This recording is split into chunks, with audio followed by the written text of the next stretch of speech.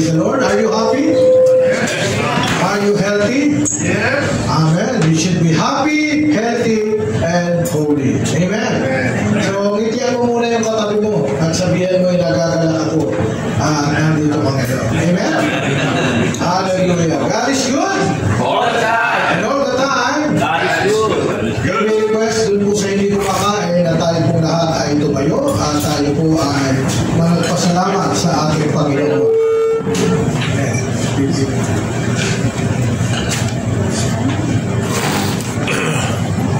Okay, mga Pastor Lino, kayo will play the national anthem. Tayo po lahat ay mawig ng bansa.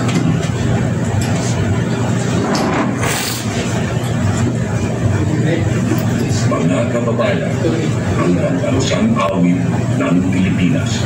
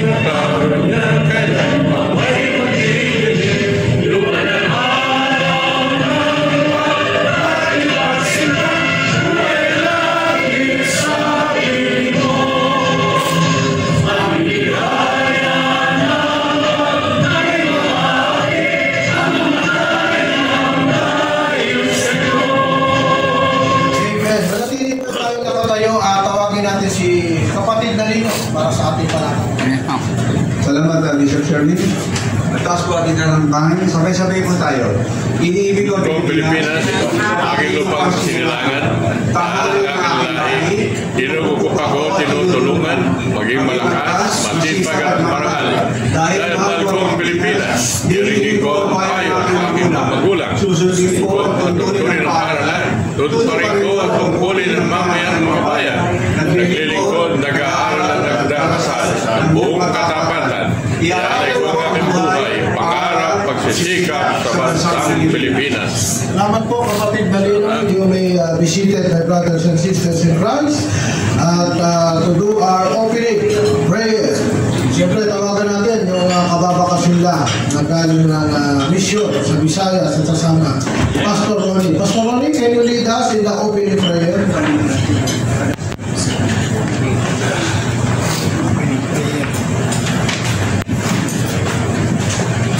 Let's remember that we're in the presence of the Lord. Manalangin po tayo as we bow our heads. Heavenly Father, Lord God, we come to you once again today, asking for grace and mercy that you may guide us today in our very important event, Lord, in our lives, Lord, as we hear, Lord God, once again, inspirational messages from our guest speaker, Lord.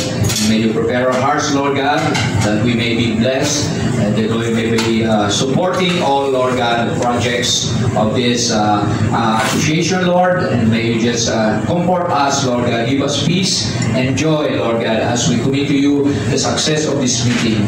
Thank you, Lord, for all your blessings and your protection and safety for every one of us every day in our lives. This we pray and give you back all the glory and praises in Jesus' name. Amen. Amen. You may be seated. Pastor Lino, can you play a song para sa ating kakatayin? So kanta ko po kayo para pwede tayo kumanta. Sabayan po natin yung kanta sa ating Trust and Obey.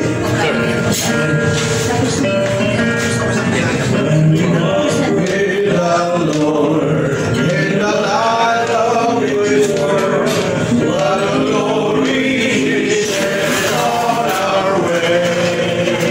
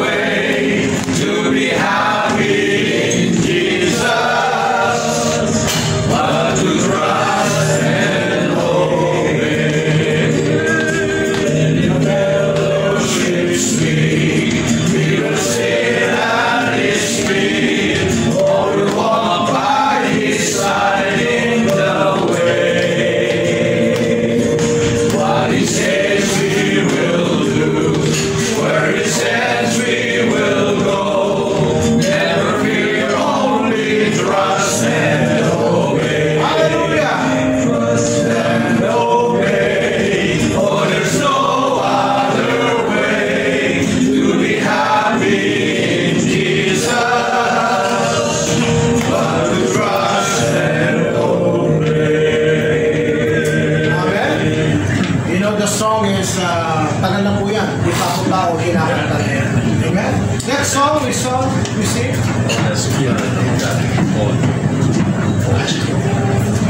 Trust and obey. But there's no other way. So, you know, meron pa ba? Yeah. The Son of God enfold you. His love. Reveal your heart and satisfy your soul.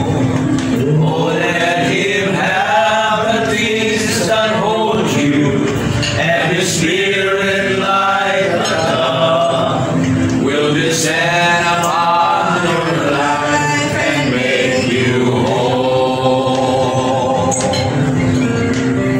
Jesus, oh Jesus, come and fill your life. Jesus, oh Jesus.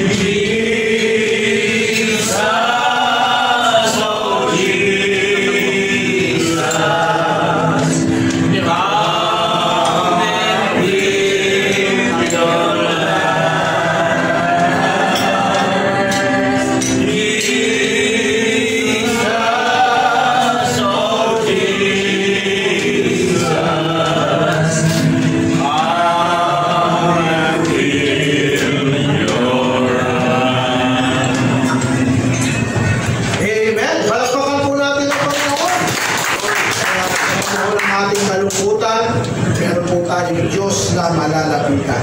Amen? That's why lumapit tayo mga nabibigatan at bibigyan niya tayo ng kapayapaan. Amen? So ano ba ang CCL? Para po sa mga hindi po nakakaalam, ang Capital Christian Leadership is the longest running breakfast fellowship of the Philippines. Pinapalakpakan po yan. Ano po ay nagsagawa na sa Sulu Hotel, pero hindi po ako nakadalo sa Sulu Hotel, pero yan po ay nababasa natin sa ating Spring of Life. At naging guest na rin dito si Cesar Virata, si Palmay Kapusin, dito po yan sa Capital Christian Leadership. No? One of the pioneers leader of the Christian Missionary Alliance Churches of the Philippines. Amen? Nakarating na po rin po tayo sa Camp Aguinaldo. Yun po ang una kong naka-attend sa CCL. Dito po sa CCL, kung palagi po kayo gumagalo every Tuesday, iba't iba po ang nagiging dating guest speaker po dito. Diba? Mga politician, mga governor, mga spiritual leader ang naging palauwi na po ng Capital Christian Leadership. Siyempre, ang mga naging past chairman po natin dito, siyempre ang chairman emeritus, si Madam Hilda Delhencia, at si PJ, si Pastor Jojo. Palakpakan po natin ang Panginoon. Sapagkat, alam nyo, kung meron wala pong tatayo na mamumuno, ay wala rin pong dadalo. Amen po ba? Kasi meron pong naglalagay ang Diyos ng namiminuno dahil on the day of voices. Yan po ang Capital Christian Leadership. 56 years na po tayo. Hello? Kaya yung organisasyon na sinasamahan natin, matatag. Bakit? 56 years na. Bakit ka ng 56 years eh? Hello? Amen po ba? So, marami na nagkamero, pero nananatili po ang Capital Christian Leadership. May mga nawawala, ang iba ay namayapa na, ang mahalaga tayo ay buhay pa. Amen po ba? Amen. Amen. And we're still alive until tayo po ay nabubuhay. Wala pong, sabi nga ni Apostol Pablo, the whole youth, ang ating pinakalayunin, yung maganap, yung pinakagawa sa atin ng Panginoon. Kaya ako na pong nabanggit, wala po kasi si kapatid na dati. Para po i-welcome po tayo, tawagan po natin si Brother Bert, who's speaking. Brother Bert, the President of CCL. Ayan, thank you, Bishop. Good morning sa lahat po. Good morning. Hello. Marami pa kayo nag-breakfast. Good morning. Good morning. So, praise God, and once again, we are here this morning, and we are doing our least number, no? But we thank the Lord for few of us who are committed to be here, no? And spend time with us today for our weekly photo. Okay? And we have our speaker this morning, and we will introduce him properly later, no? And maganda yung sa ating pag-uusapan, no? And about the Philippines, its recovery, no? And healing, well, you know, word mamaya, paliwanag ni Professor yan, ano ba yung colodrome na yan? Mas sound sa atin, ano? Anyway, again, mayroon ko bang first time dito? My first time alam ko eh, no? Of course, let's see if Professor Morada, our speaker this morning, nakita yung father niya, kanyang anak niya, si Roberto.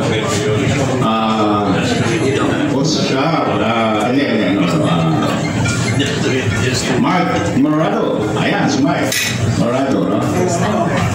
Sino pa po? Sino pa po yung baguhan dito?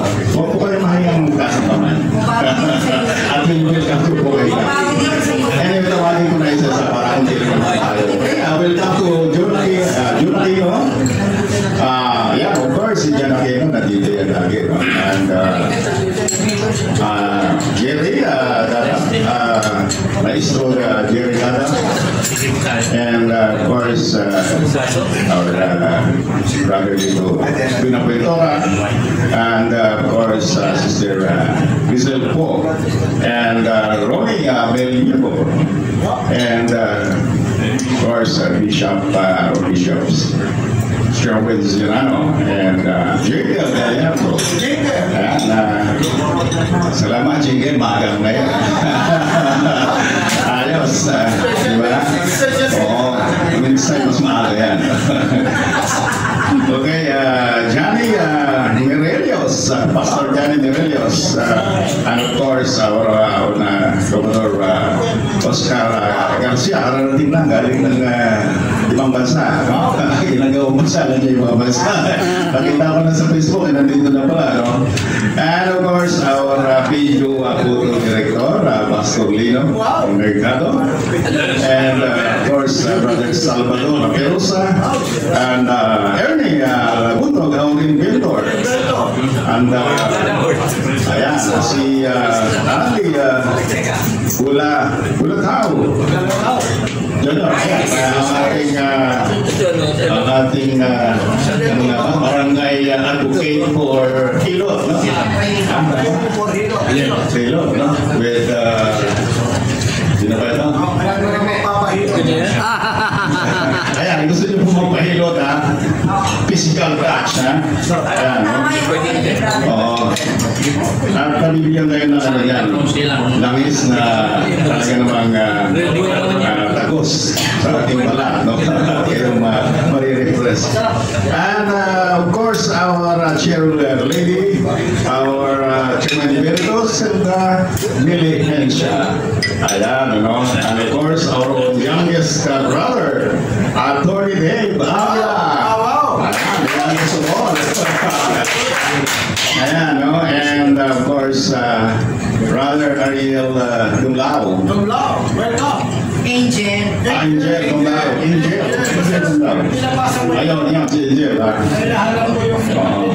And of course, our chairman, Pastor Jojo Gonzales. Sino pa hindi natawag ka? Of course, si Sister Esther Obaldo. And Si Joe English. At saka si Sister. of course, yan na ating Joe English. What's the Joe English? Brother Bert, Sister Cynthia. Morning po. Hindi yata na nakasulat dito, ano? Kasi, ako kami na po eh. Hawak mo daw yung papel kaya hindi nakasulat. Okay. Ayun, natuturuan eh. Natuturuan. Sige po. Okay. Sige po, please can you and tell your...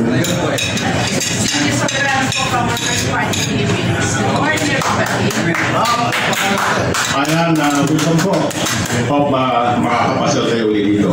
Again, maraming salamat po on behalf of CCL BOA and BOT. Kayo po ay binibigyan namin na muli sa mga dito.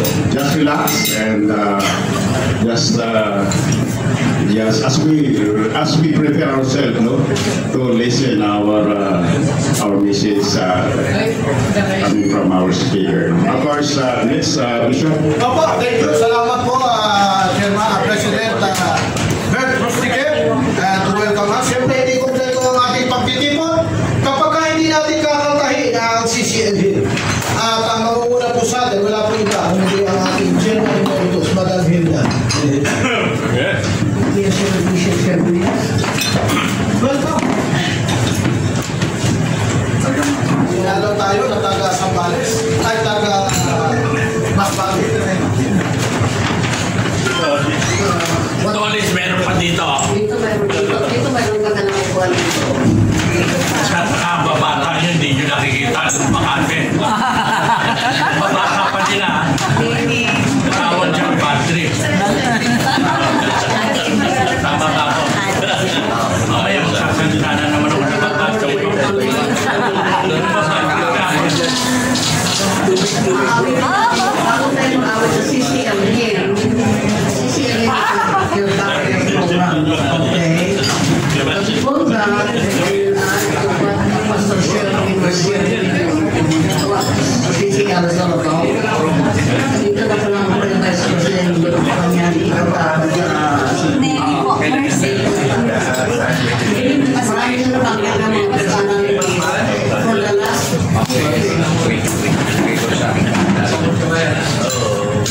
for the last 56 years, marami sa nagtangkit mga personality na salita sa CCL. But I would like to mention one day that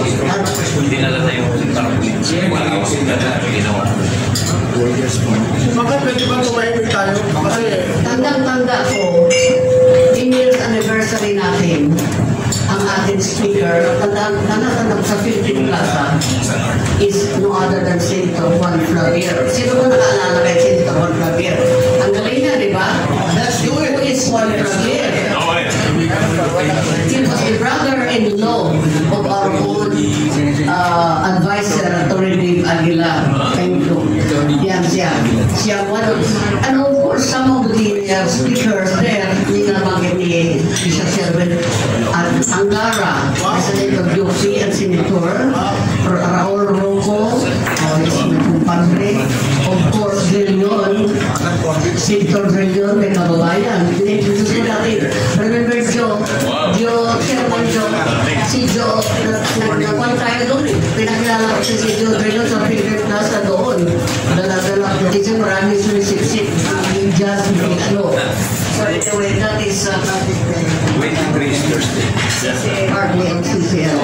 At Hilda, nandito yung si Mercy. Ikaw yata nag-invite. Ay, Mercy. Kabiles. Yeah, I know. Sinabi ko. Siya nag-invita. Si Mercy. My goodness. Akala ko Mercy. Mercy. Ito na.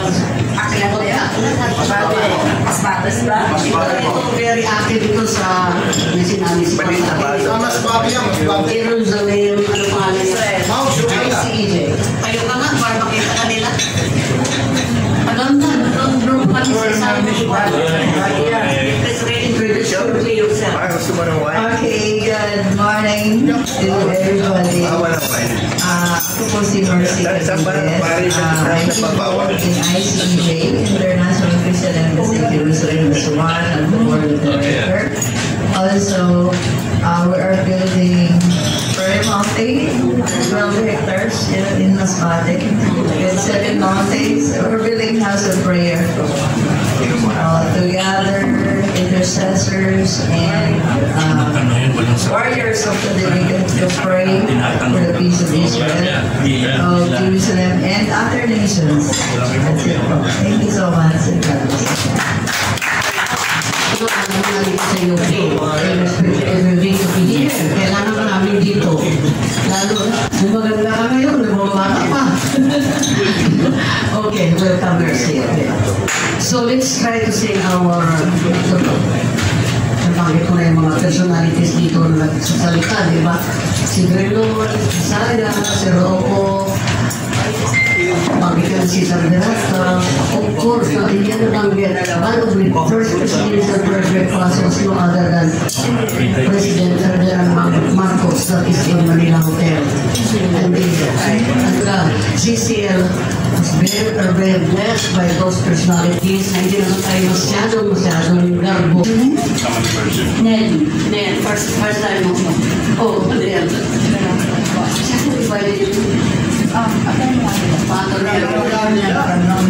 From the audience. Thank you for coming. Okay, let's try to see our CCL hymn. Sa likod, sa likod. Kapitin natin. Try to memorize this one, okay? At apila na ito.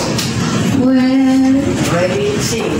When the heart is lonely and the spirit rests, let's sing about fellowship and make the day our best. When faith is waver and life has lost its thrill, let's place our trust in Jesus and strengthen our will.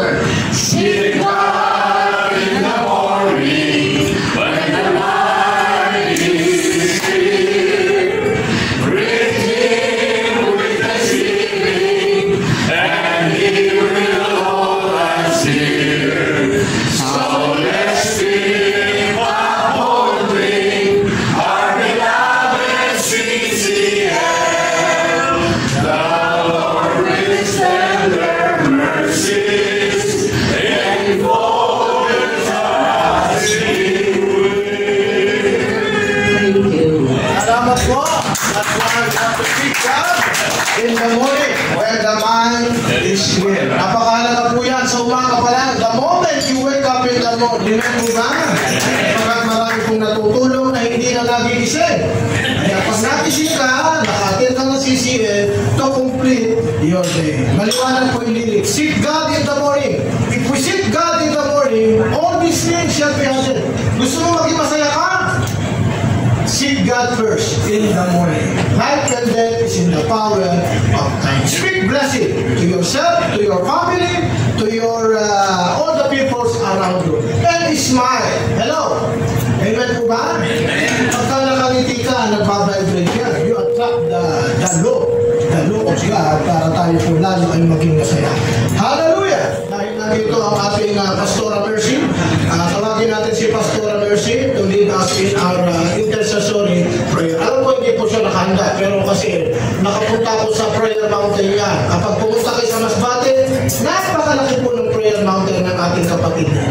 They are lovers of Israel. Pastora Mercy, can you lead us in our intercessory prayer?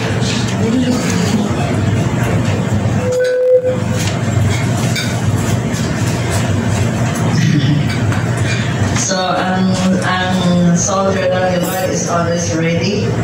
Okay, so, ang mind namin nasa food pa.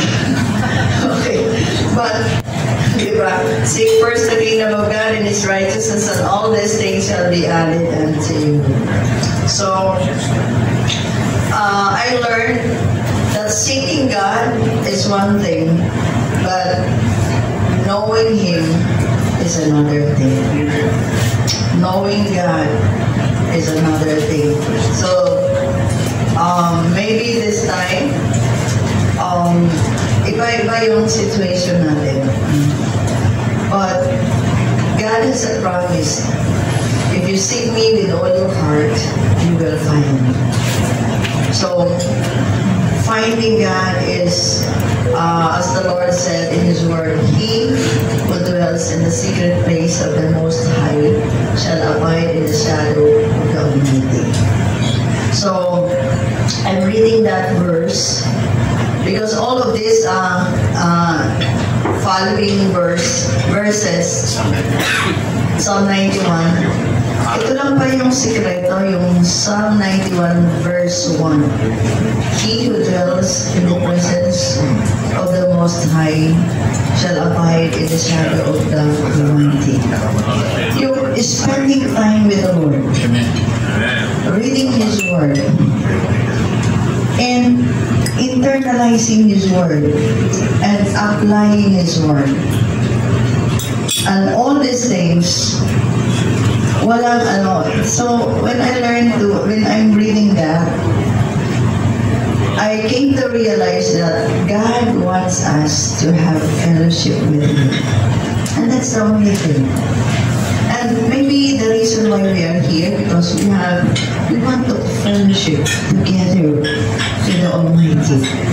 Amen? Amen. And whatever circumstances, whatever we are facing right now, when we come to God in His presence, makakalimutan natin lahat. Kaya sabi niya sa kanyang word, I think it's in Philippians chapter 4, nakakalimutan ka. Sabi niya, be anxious for nothing, but in everything, by prayer and petition, and let your request be made known to God, and the peace of God, which surpasses all understanding, will guard your heart and your mind. You know, whatever situation we have right now, sobrang bigat. It seems na sa Christian life, it's not easy, you know, yung giving up everything, surrendering everything. It's not that in a click of finger you can do that. No. It takes time. It takes process. Kasi ang dami mong iisipin. But when you get there, surrendering yourself and offering everything to God, then you will realize that God is Almighty, God is so powerful, and His Word is true. For the word of God is living and active, sharper than any double-edged sword. It penetrates even to the dividing soul and spirit. It judges the thoughts and attitude of the heart. So how powerful is the word? How powerful is fellowship? Because God created everything for us, mankind. Because the ultimate purpose, God wants fellowship to each one of us. Okay, so shall we take time in prayer?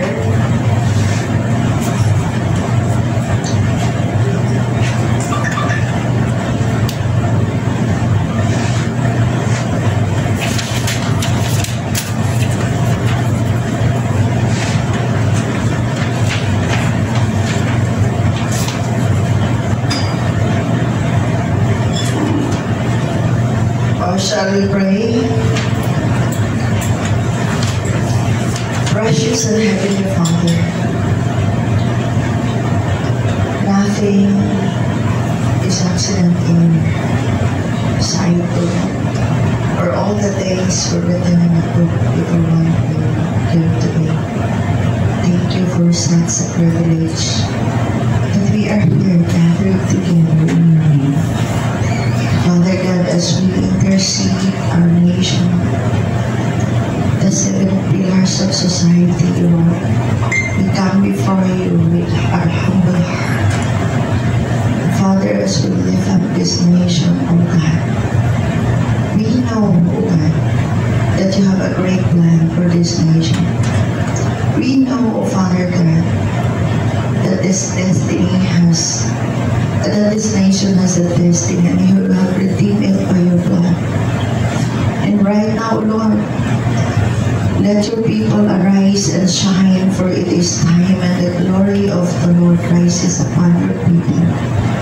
Father God, whatever circumstances that we are facing right now, in the name of Jesus, by the power of the Holy Spirit, let your will be done in our government, in our economy, in our situation right now, oh God. And everything, oh Lord, we commit this into your hands. For you are sovereign, you are awesome, and a wonderful God. Preserve your people, oh God.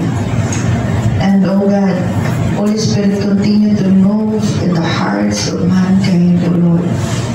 Open their hearts, oh God, and give them the hunger and the thirst, oh God, for your presence.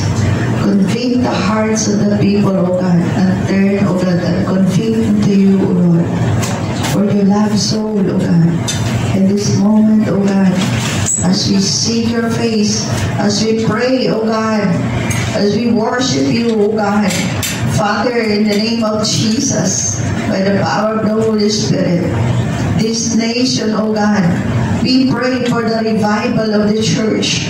We pray for the revival of your people, oh God, in this church, oh God. We have no hope, oh God, sa politicians. We have no hope sa mga businessmen, but we have hope in you, oh God. We have hope in you, oh God, because you alone, oh God, can do miracles. Oh God, as you said in your people, and your word, oh God, if my people will humble themselves and pray and turn away from their wicked ways, then I will hear it from heaven, and I will forgive their sins, and I will heal their land. Father God, heal this nation, oh God. As we live up unto you, oh God, as we gather together in prayer, oh God, in meditation, Father, we thank you that you alone, oh God, are God. You, oh God, you bless Philippines as you bless Israel, oh Lord God. We bless your name, oh God.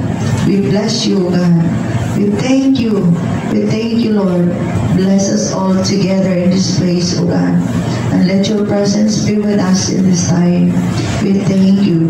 We thank you, Lord. Holy Spirit, be with us and continue to minister to each and every one of us. Speak to us, O Lord God. Open our eyes to see what you are doing. Open our heart, O Lord, that that we may see and may feel, O Lord, what is your purpose, O God. When you gather these people, your servants, O Lord God, O Lord, continue, O Lord, to empower each one of us that we may see the visions and dreams that you have set forth before your people. Father, thank you that visions and dreams, O God, in your time, in your season, you will fulfill it, O God. And the joy that is in us, O Lord God, the love that it is in us will overflow, O God, like a river, O God, an ending river, O God, like a fountain, O God. Wherever it goes, there will be life. Thank you, Lord. We bless you, we glorify you, we honor you, we bless your name. We give back the praises, the glory, the adoration, and the power, and the victory. This we pray in Jesus' name. Amen. Amen. Thank you, Pastor Mercy, for the very well encouraged and powerful prayer. I think, Commodore, papasyal tayo sa Masbate dun sa kanyang prayer mountain. Amen po ba? Amen. Praise God. Purihin ang Panginoon. It's Chairman's time. Tawagin natin si PJ. And also to introduce our guest speaker for today. Tawagan po natin none other than the PJ of CCL, Pastor Jojo Gonzales. Nagtataka ba bakit naging PJ ako? Pastor Jojo lang po ako. So, dati yung mga kabataan tinawag ko, PJ! Isip ko yung PJ. Parang Pastor Jojo. Kaya yung mga kabataan. Okay po. Sana kayo Pastor Jojo. Usapang ko kayo kapatid namin. PJ ang Bilyana. Yung M1 ay tumawag din sa akin. Ako Bilyana. Mga ako. Sabi ko, gusto niyo ako makita ulit. Sa birthday ko, punta kayo ulit. Kanta kayo, sabi ko. Busy sila eh. Kaya nung umatin dito, busy. Okay? Kaya hindi kayo umatin, busy kayo. Bakit busy? Busy mayor, busy governor, busy ganda. Okay na sa akin. Huwag na kayo umatin, okay na sa akin. Kasi sabi ng Panginoon, whether 2 or 3, are gathered, I'm in your midst. Amen. Kaya magandang in-word eh. 2 o 3 lang kayo, tuloy-tuloy yan. Huwag nyo sasabihin, konti lang tayo ngayon. Ikaw kasi tumitingin ka sa sarili mo. Tumingin ka kay Jesus. Amen. Ay acknowledge ko rin si Brother Angel Dumlao. Tayo ka kapatid na. Angel. Pinapalakpakan po yan. Yung batang-bata yan, pero bumunta siya dito, naglakad lang siya. Amen? Minsan bisikleta lang. Pati siya yung pumunta, kanawa kayo. Amen? Huwag niyo sasabihin ang layo niya, ang aga niya. Sino lang kausapin yung wag ako? Amen? Kausapin mo ang aga niya. Hindi tulog ka 24 hours. Wala ka ng gising. Ako nagkaganito lang ako. May sana rin ako. Yesterday. Kaya kaya sabi ako. So sabi ko, Lord, I think God is good. Amen? Kasi you are now my family. Kaya tinira yung property namin dito. Hindi ako pumunta sa Amerika. Sila nasa Amerika, New Zealand. Kasi meron siyang pinagkagawa sa mga kapatid ko. Amen? Tandaan nyo, kahit magkakapatid kayo, meron talagang magulang. Amen? Magulang talaga, meron eh. Miskin dito meron din magulang eh. Amen? Kaya ritual lang tayo, nangyayari kasi sa atin nagbubulahan. Kaya Pilipinas hanggang ngayon ganito lang eh. Bakit nagbubulahan eh? Nakadikit ka, ako bahala sa'yo. Pero lalaglag ka yan, tandaan mo. Sasabihin nyo, DJ, tumataas ng blood pressure mo. Walang ganyan na, tumataas ng blood pressure ko pag meron ako nakikita magaganda. Amen? Diretso na, mamulahan tayo. Sabi ko sa Sabeta, 17, usap na kami, paano wala na tayo mulahan? Tatandaan na natin. Sila may-ari ng ganito, big time. Noong araw, hirap na hirap akong maka-approve ng visa, di ba, sa US. Tapos malalaman ko isang kaklase ko siyang legal department ng US visa. Di ba parang bad trip, di ba? Kasi lumaki po ako sa bad trip, sa imperialismo, imperialismo. Ang problema natin kayo mismo. Hindi imperialismo. Huwag kayo sabi ng aga nyo. Kaya nasi-UP na kami. Masakit din po marinig ko na wala ba kayong sariling building? Wala pa. sagot nyo. Kasi wala akong dalang petiras. Ang point natin, God has gathered us together with a purpose. Sayang yung alas 7 natin. Sa lahat ng grupo, kami nag-umpisaw ng face-to-face. Amen? Kasi yung Channel 5, meron silang face-to-face. Nakita yung biglang bakbakan, suntukan. Ang point natin ngayon, God has given us this place. Gamitin muna natin.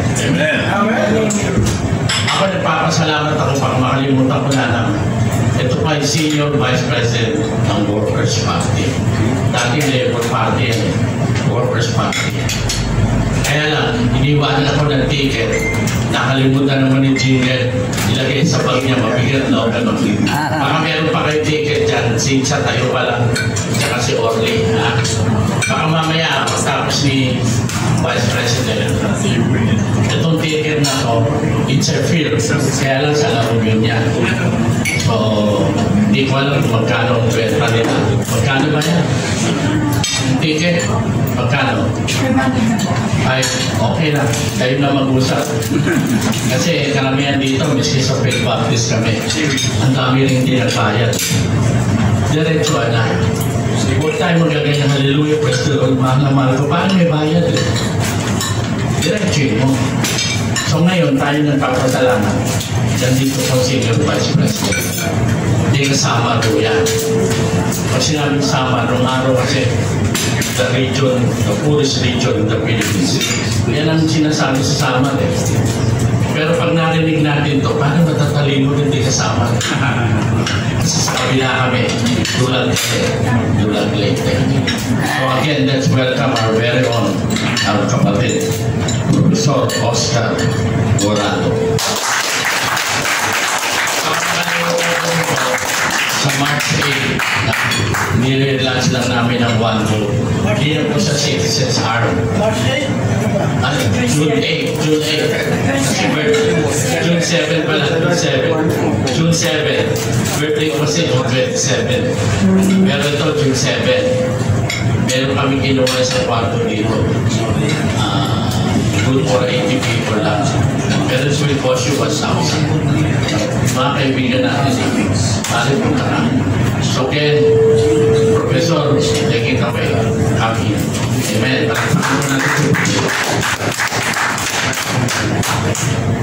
Good morning to all of you. Morning. First of all, I'd like to thank your leadership, Pastor George Gonzalez, for inviting me over. It's a nice welcome. I'm here, among other things, to tell you the platform of the Workers' Party political committee. Then let's go straight to the theme this morning. The Philippine economy and extreme poverty. Let's get into the facts. Out of 170 million Filipinos in this country today, nearly 50 million lives below the poverty threshold. And what is that poverty threshold? It's actually 12,000 pesos income per month for a family of 5, only for food.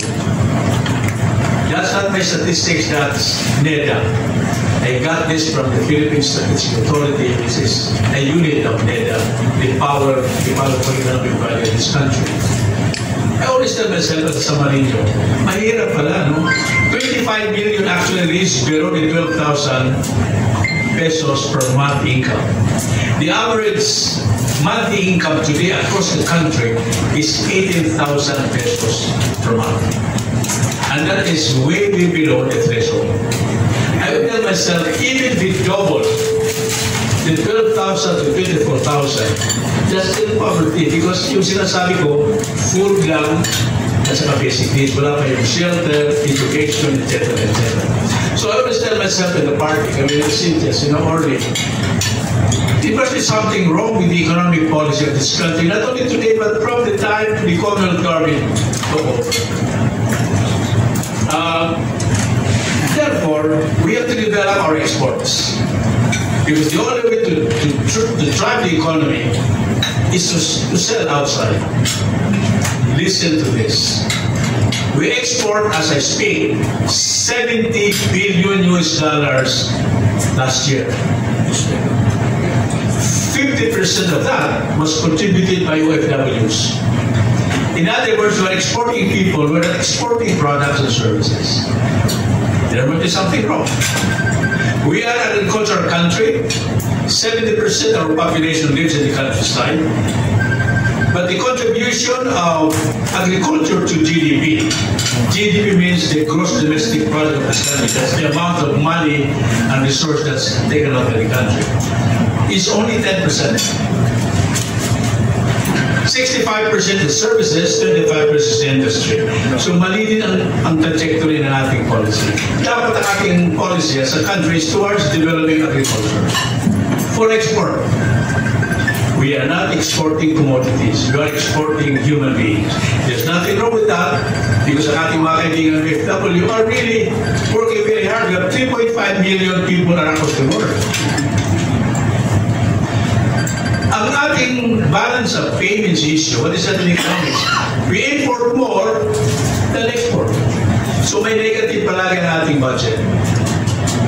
Alam ko palagi sa amin, sa Workers' Party is, this party, the other parties in this country, should make sure that we have this long-term policy towards improving and upgrading people from the poverty level.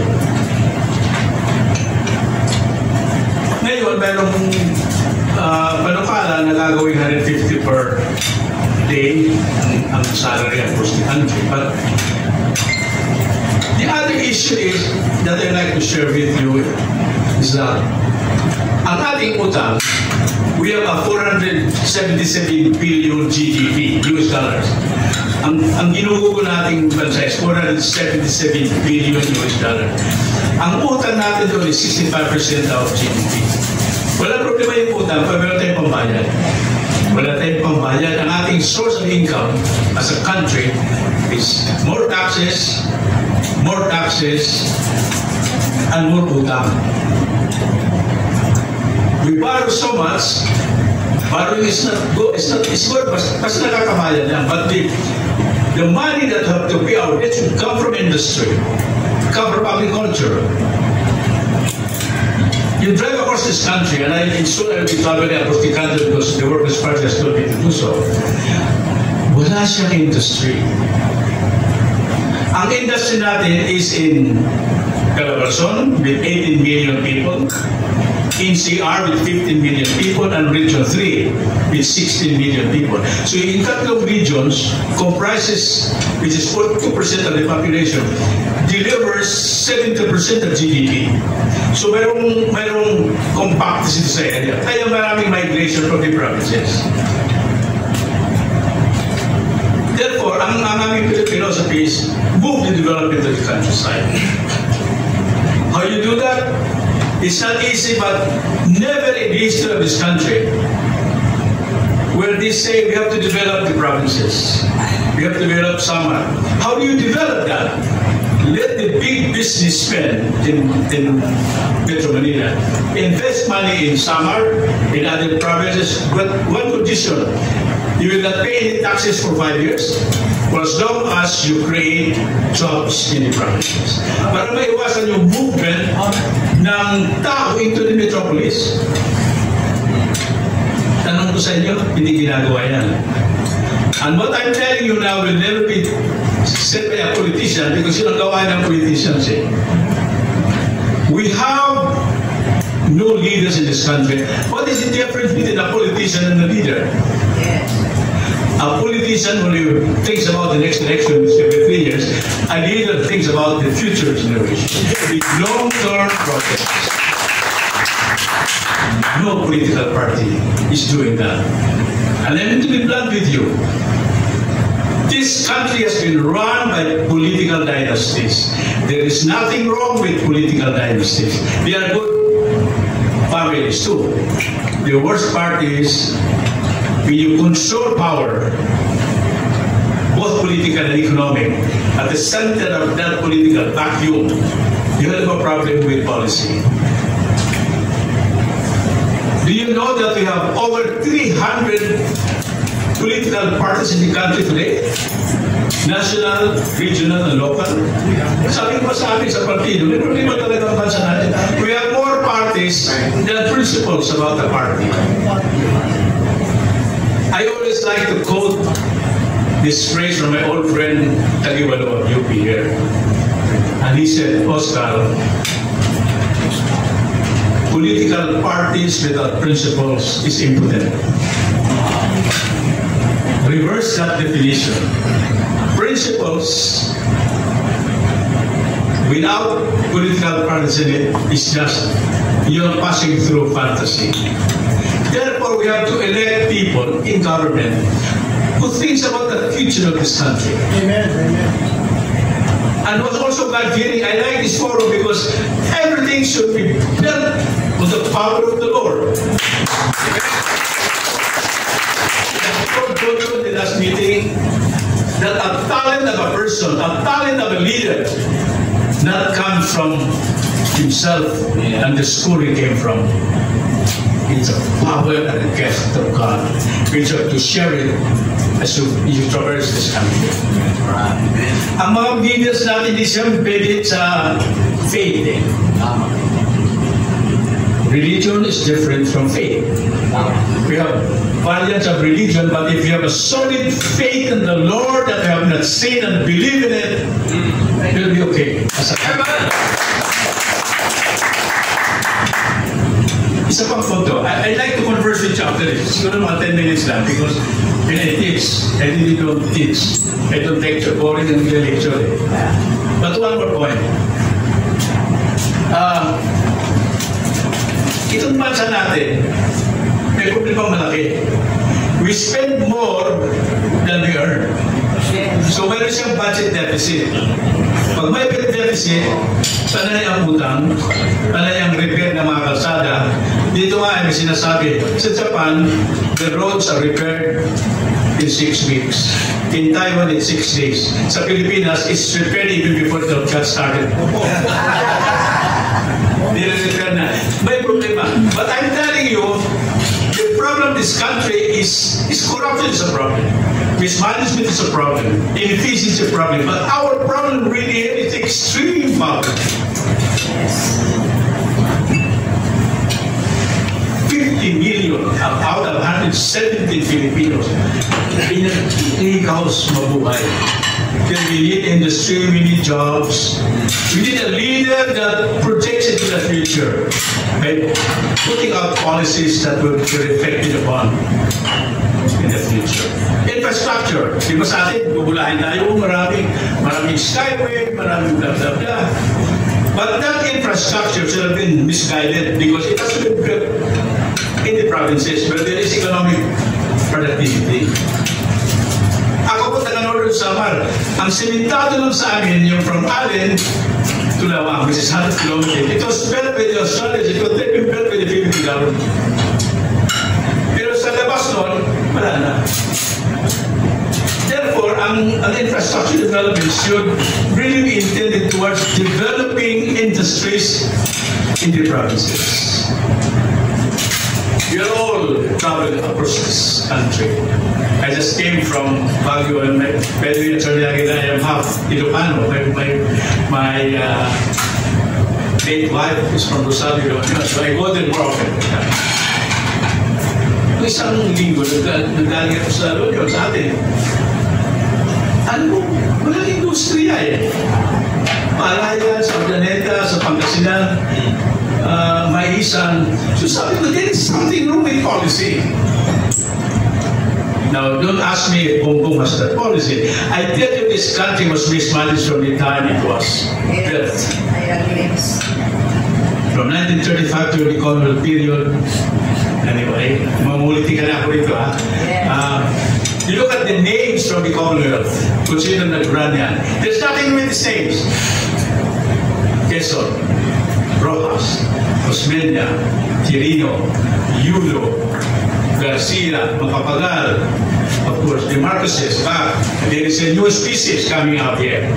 Ano yung bagong family dynasty that's coming out? Wallace. Oh, ganun sinabi mo, kasi mukhang yung isang dynasty na bumubuo ngayon. Sinabi, wala siyang cycle of progression to the base. It is our role, you as leaders of the faith, to really enlighten the people, the real, true state of this nation. Kami sa Workers' Party, we're trying to do that. But it's hard, right? It's really tough. We need a forum like this because ang ating bansa, ang mga tao natin ay gutom sa tunay na estado ng ating bansa. Amen. Hindi ko marinig sa politika, sa politiko. I'd like to cap this short statement before we go to the open forum, because we have many statistics I can share with you. Is that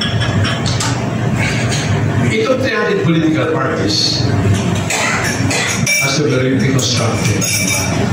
Because the power of the economy is not a political power. We have to do that with each other. Gutom ang tao sa informasyon.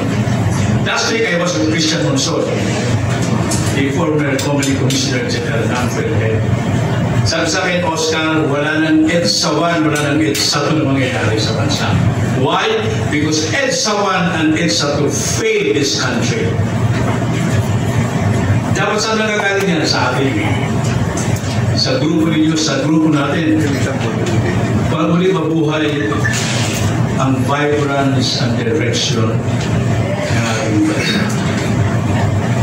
I'd like to close the statement by opening this to a conversation, because maganda yung conversation.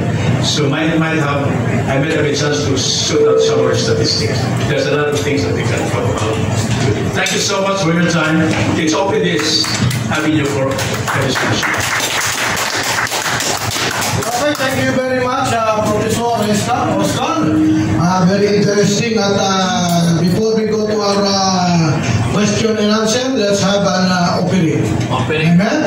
Gusto niyo ba ang bayang ito makalaya? Kailangan magbigay tayo sa ating mga kanyang mga church. Because the secret of blessing is through giving. Dahil ng mga panahon ng mga apostol, pinagsama-sama nila ang lahat ng kanilang mga kayamanan at itinulong. No? Kung lahat ng mga mayaman, ang mga Henry C., Go Pungwe, Lucifer, ang lahat ng kayamanan na yan, 10% o 1% na lang ng kayamanan nila, walang maghihirap sa Pilipinas. Amen po ba? So pagka nagbibigay ka, sabi mo sa katabi mo, pag nagbibigay ka, hindi ka mawawala. Amen? The secret, if you give, you will be blessed. Are you ready to give? Amen. Alam nyo, pagdating sa pagbibigay, konti na lang ang sumasagot eh. Are you ready to give? Are you happy to give? Amen. Huwag kang manghinayang sa ibibigay mo. Nakita ng Diyos ang puso mo. Gawain ito ng even though we are not a church. But this is part of building the kingdom of God here on earth to fulfill thy kingdom come, thy will be done.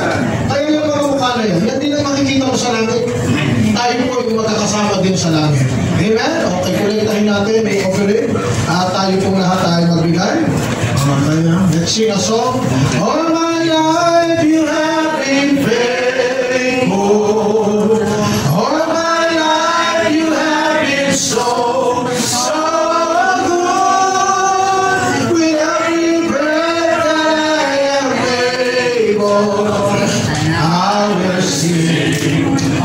goodness of God. I will sing of the goodness of God. Ika'y tapat sa habang buhay. Ika'y mabuti magpakailanman. Hanggat ako'y nabubuhay, awitin ko ang kabutihan ng Diyos. Awitin ko ang kabutihan ng Diyos. Tawagan natin si Pastor Sani. Pastor Sani, can you lead us in our opening prayer? Galing pa ito sa panay, ha? Amen. Let us pray. Dear God, once again, maraming salamat sa sa lugar na ito saan pinagtapusan po upang talakayin po ang iba't ibang mga bagay.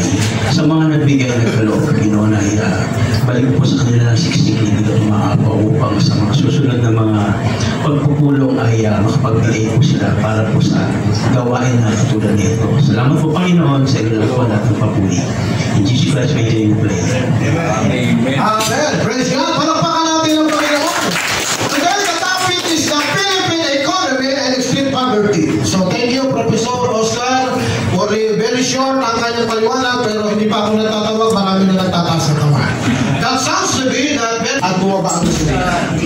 Pag bumaba yung dalawa na yan, masaya ang buhay ng Pilipino. Amen po ba? Siyempre, unahin na natin dahil si Professor Oscar ang nag-present sa'yo, si Commodore Oscar naman ang unang magtatanong. Commodore, ano po ang tanong na yun?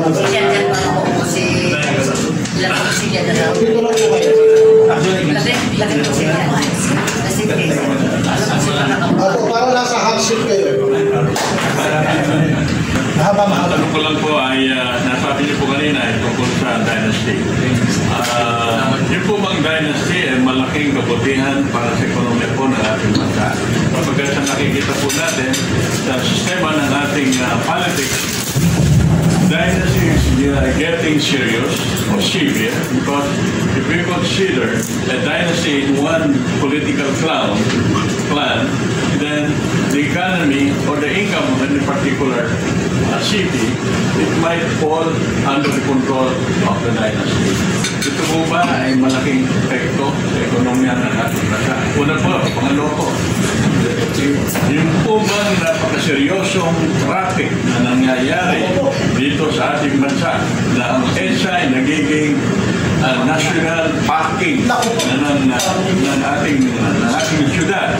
Ito po ba isang talagang sistema na failure ng ating gobyerno para makontrol at paano gagawin maging maluwag ang EDSA sapagkat base po sa statistika na pinalabas ng Japanese government ay bilyong piso po yata ang nawawala sa araw-araw. Ang nawawala po sa araw-araw. Alam ko po sa inyong masugid na alaman para mapagbibigay po ka ng lunas dahil mapulito na siguro po mapulito ko kayo ni Presidente. Awan po. Dalawang question. I will answer the first one. Ang political dynasty, kung aayusin ng mga dynasty diyang bansa, mabuti naman. Ang problema sa atin dito, ang political dynasties, or close to political power and close to economy, but pang sarili, hindi pang 50 million Filipinos na nagdaikaw. And you'll see it in their development programs. Traffic. Alam mo yung traffic, there's a principle in traffic management. We call it the principle of land use. Ends up today from Pasay to Monumento. You can park 250,000 cars, parking lot yan. So yun ang capacity ng EDSA. Alam niyo kung ilan ang dumadaan sa EDSA during peak time in the morning and the afternoon? 480,000 cars a day. Kaya naka-block siya. Ang suggestion niyo, Commodore, is kasi kung land use, gamitin yung tertiary roads. Kita mo sa ibang bansa, walang, the more your intersection, the more your pila. Dapat free-flowing. Ang problema, inutil din ang ating use. The 1,015 cities in Metro Manila as I work together as a team. May kanya-kanya siyang kaharian. Dapat yan, isang process lang. Ayusin yung land use, gamitin mga tertiary, one way, ikot ang ikot ka, pero hindi ginagawa. At saka, to be honest about it, yung ating tertiary roads naman, ginagamit for business. May basketball court, mayroong yung paggawa ng sasakyan, funeral sheds, parang wala siya negative. Now, kaninong dapat yan? Actually, the problem of this country comes from the leader. And the leader is the president. The president listens to the ILG, the ILG goes to the basic towns and cities. Wala tayong cohesive program. Therefore, we are not led by leaders, but we are led by politicians across the board, political dynasties. Kaya medyo mag-iingat tayo sa pagbuboto. Kaya hindi maaari yan. Susugatin dahan-dahan ko mo doon. It requires cut of a political party and the leaders. Salamat po, Professor Oscar. Talagang well said. So, ating kapatid from Soro Perez. Sir, good morning. Thank you for the good insight. Question ko lang, opacity is very dangerous to democracy. So, politicians are funded by these stycoons, and then later on, they are making projects for the benefit of those businessmen and at the marginalized sector. So, paano po ba yan? Alam mo po, ang political power comes from the people. Binoboto natin yung mga natin. Ang problema ng bansa natin, medyo madali ma-sway sa mga things that are material. Walang principles. Mahirap yan. Kaya wala tayong political party talaga na solid. Now, sa kampanya, I've been a politician at one time. I left it because I was disgusted about it. Sa kampanya kasi, wala nang prinsipyo. Basta may t-shirt lang, may sombrero, mayroon 5,000 isang butante. In my province now, 5,000 per person and a cluster of families. I was telling very good Colonels, sabi sa akin, alisin lang yung PIDAF, yung alaman sa mga congressmen sa Kongreso. 100 million a year, yan. So kung 3 years ka, 300 million. Kumutok ka lang ng 10%. Ano yan, friends in Congress kasi, 10% mabagal yan. So therefore, sa 100 million, maka 30% na sa 30 million times 90 million. You run for a district, you know, you run for a district in one district, 70 towns, 10 towns, you spend 40 million. So tubo pa yung congressman. Kaya lang hindi maaalis yun kasi nga, yun na yun, nakabatas na yun. Dapat alisin sa Kongreso yung PIDAF. Kasi ang trabaho ng Kongreso is to legislate. Dapat nasa gobernador, nasa mayor. Pinabigyan ng emphasis ng budget. Ang problema wala. The budget is prepared by the House of Clans. Ang Kongreso kasi the House of Clans. So when the House of Clans delivers the Congress, wala na yung probinsya. Ayaw kayo justify your question. Gusto ko lang magtanong tayo ng marami para... Ito si Professor Jerry Dada. May tanong po ito. Ito, very interesting ang tanong ito. As introduction, I would like to mention that at many times I heard speakers downplay the EDSA o revolution. Hindi ko din na-downplay yan because ako ang cover sa EDSA revolution. Yung librong EDSA revolution, ako ang cover yan. Nagharang ko ng tangke. Okay. The other one is that are you in favor of the parliamentary form of government? At least kaunti lang ang magnanakaw. Yeah, kaunti lang daw ang magnanakaw. My answer to your question is a triple yes. We have to have a parliamentary form of government because a parliamentary form of government, ang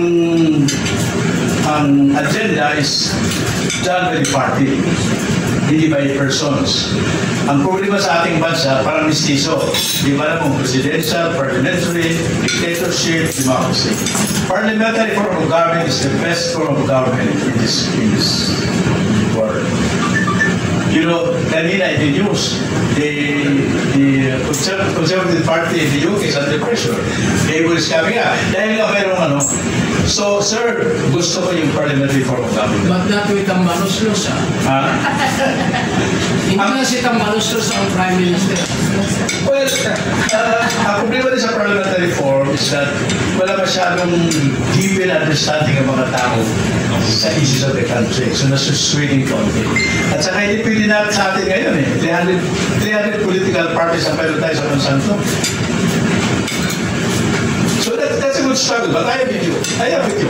President reform, giving the right checks and balances would be good for the country. When that was voted on 1987, yeah? It's set in Constitution.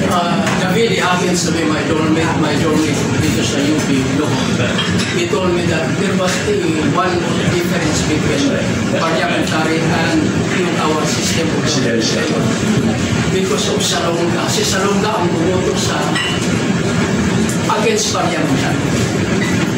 Salonga is a friend of mankind. He's also my mentor in politics, unfortunately. Okay. Attorney din. Agila. I have to be frank, because I have not heard any good thing about what the Egyptians have done, or what are doing. Yours mentioned all the things that they did wrong. I want to hear one or two, not we have done from Egypt. Wala ba? Kung wala, kasalanan ng Panginoon. Hindi. Kasalanan ng Panginoon. The Lord is sovereign. He created us. So He takes care of us. He does what the Lord made to be good. Good. But please, tell me one or two or three good things. I know, but you know. But masama. Yan ang hindi maganda sa Pilipino. They criticize. They do not even know what to appreciate. When we start appreciating, the more that the leaders will be. Okay, that's good. Hear the good side of the Philippines. The good thing in a broad platform, mayroon naman mga ginawa ang people from Commonwealth. One thing that I have learned from these leaders was we had freedom. I think freedom and democracy was always alive. But in terms of directing the economy, parang mayroon mga konting lapses. For example, I am a graduate of agriculture. I cannot understand why we are still importing rice. We never exported rice. Ngayon, nag-import ng galunggong. Kaya I have a client in Bulacan. Ang negosyo ay feed sa isda.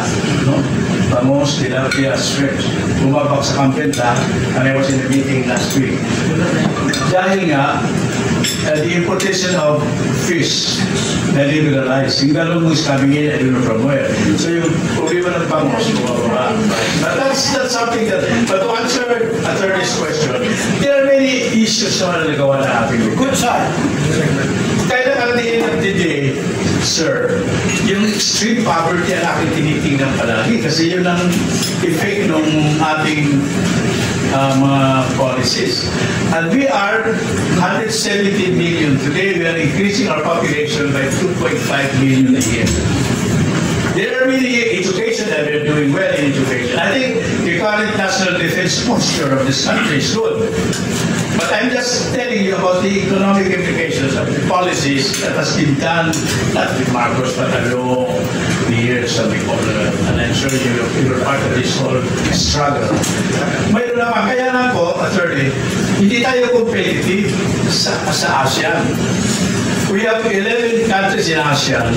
There are only 6 now. We are competitive. For example, yung foreign direct investments na pupunta dito, hindi siya direct means cash money, i-invest ng mga foreigners. Iba yung equity, mag-invest sa puhunan ng mga negosyante. Alam po ninyo, ang 100 billion na 2015 na pumasok, $100 billion, 7% na nagpunta sa atin. 27% went to Indonesia, Vietnam, Thailand. Sabi ko, i-improve pa natin ang ating investment opportunities para magpunta dito ang investor.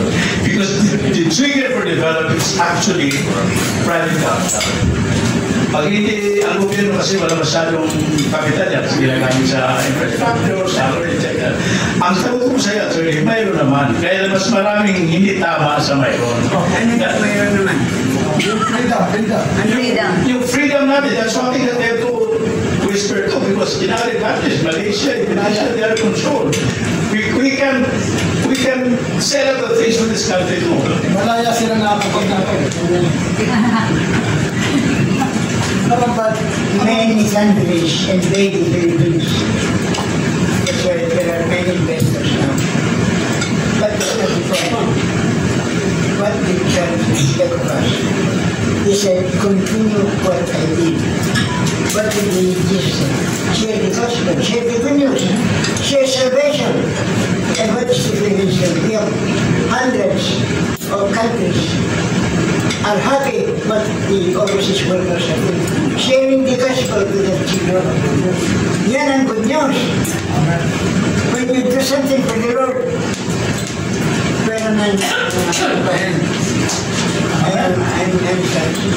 I am surprised why we did not hear from him.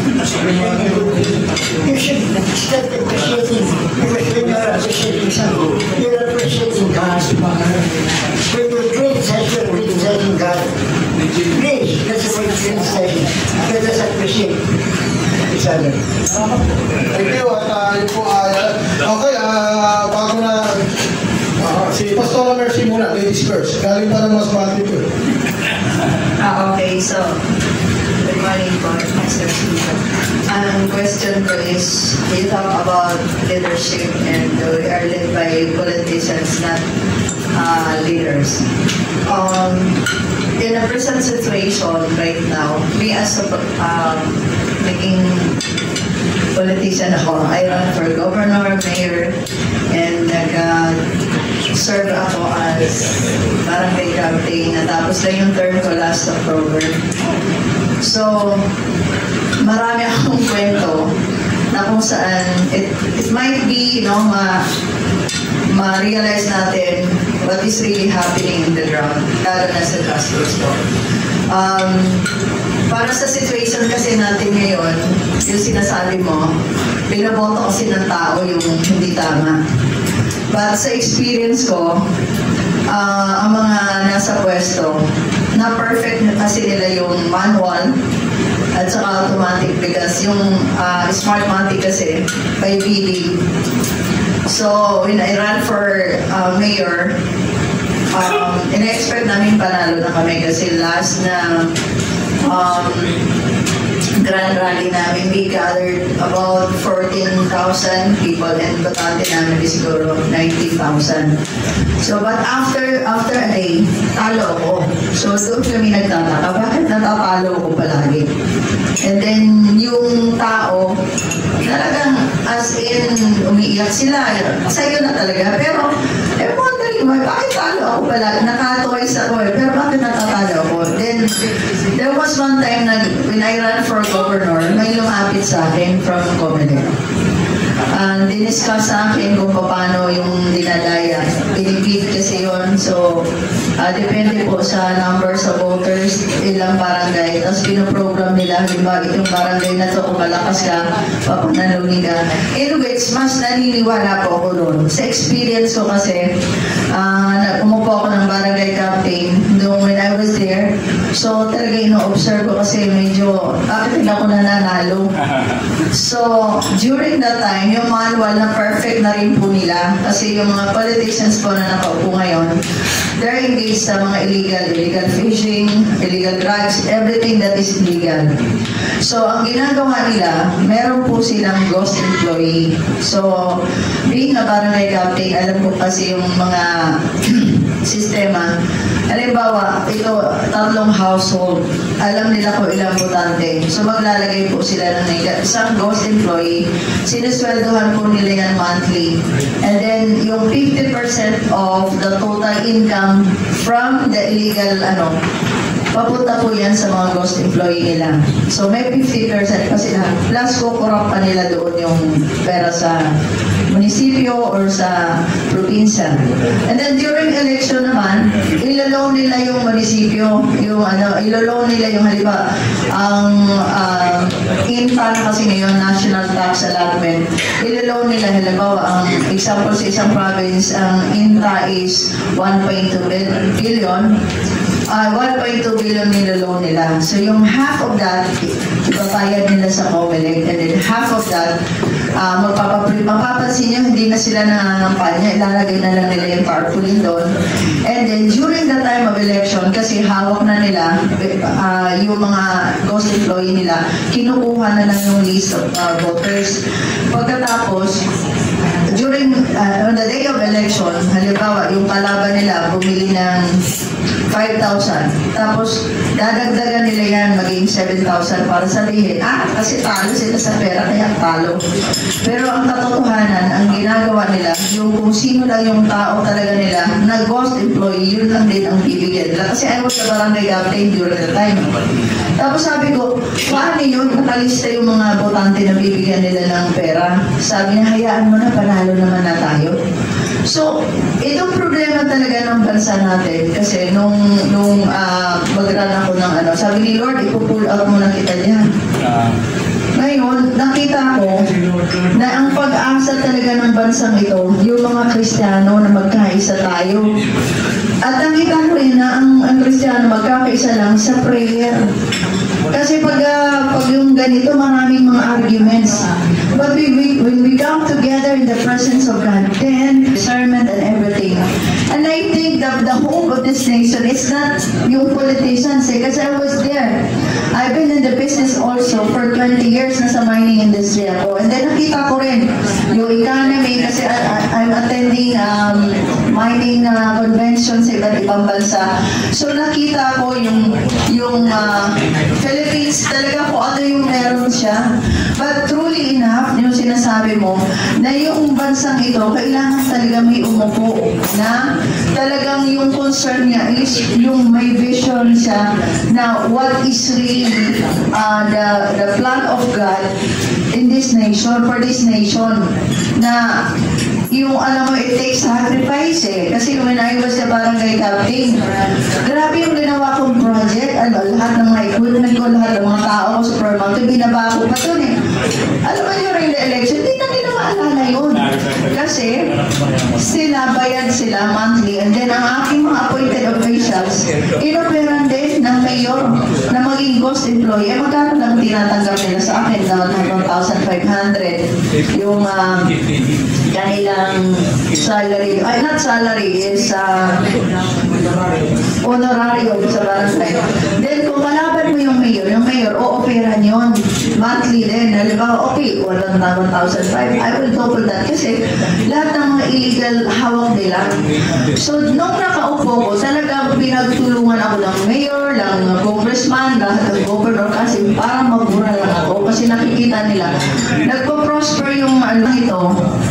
Tayo na mga Kristiyano, kasi parang ang hirap na Ang hirap na kasi na-perfect na nila yung manual, na-perfect na rin nila yung automatic. Ako din ako naniniwala sa election. I was there. Naging kandidata ako, pero naniniwala ako kasi experience ko, nakita ko. Kaya tingnan mo sila lahat nakaupo kong pamilya. Paano nangyari yun? Ibig sabihin, gano'n nakagubo yung boto. Ayaw na ng mga tao, pero nanalo pa rin sila. So truly enough, when I was sa barangay captain, nakita mo po na pinuprogram talaga yung bawat barangay. Kung ilan, tapos may mga ghost employees sila, natatarget nila kung ilang votes ang kailangan nila dahil meron silang mga ghost employee assigned to that household. So saan tayo ngayon pupulutin? Diba? So wala. So ang pag-asa lang natin ngayon, tayo na mga Kristiyano, magkaisa tayo sa panalangin at hayaan natin ang plano ng Diyos mangyari.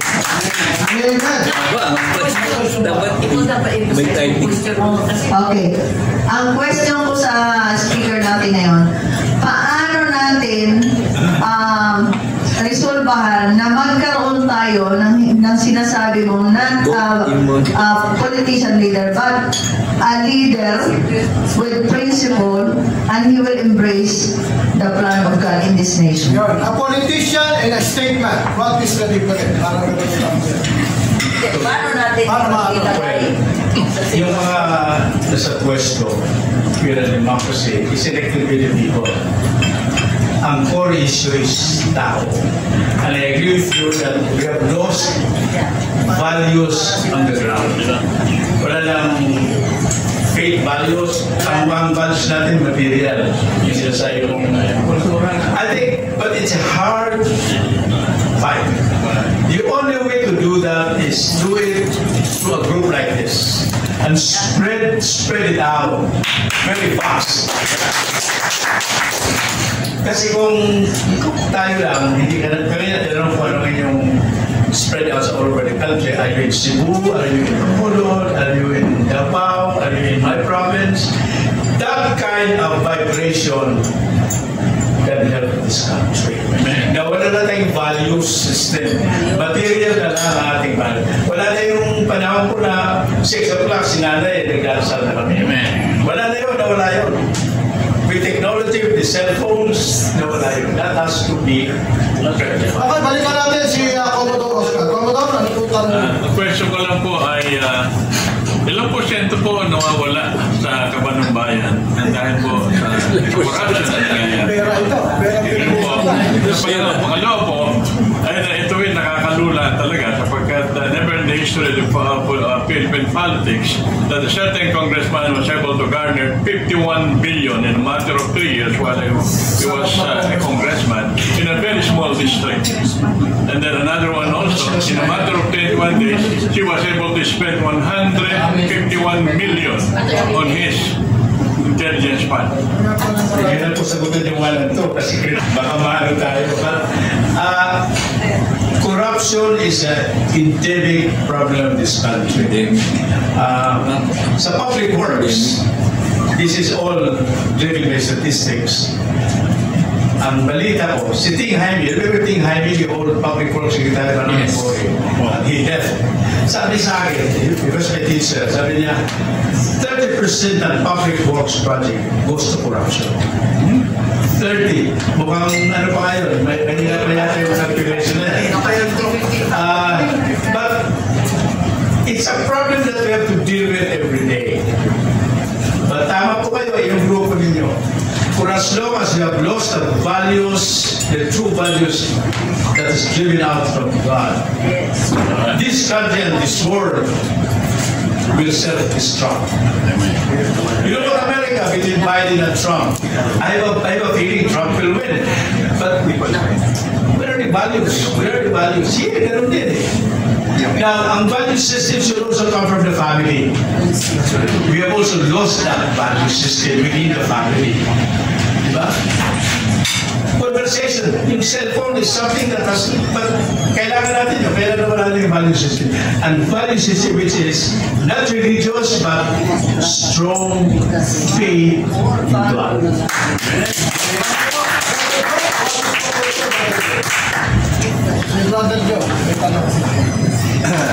I have two questions. The first question is a personal one. You're from Samar. I am. Can you tell us what is this mystery about Biringan? Biringan.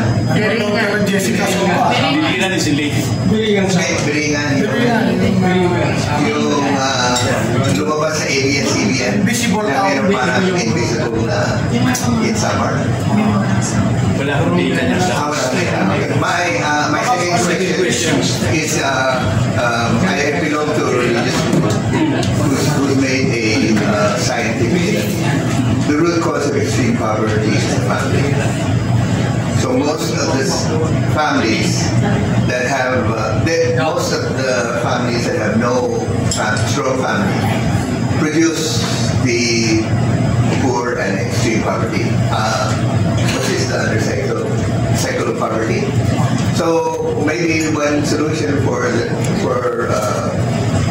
our group is make an advocacy in strengthening the family all over the Philippines.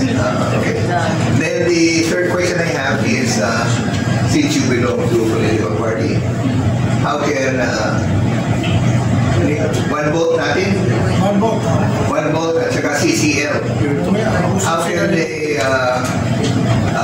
what is required for them to apply for funding to the government?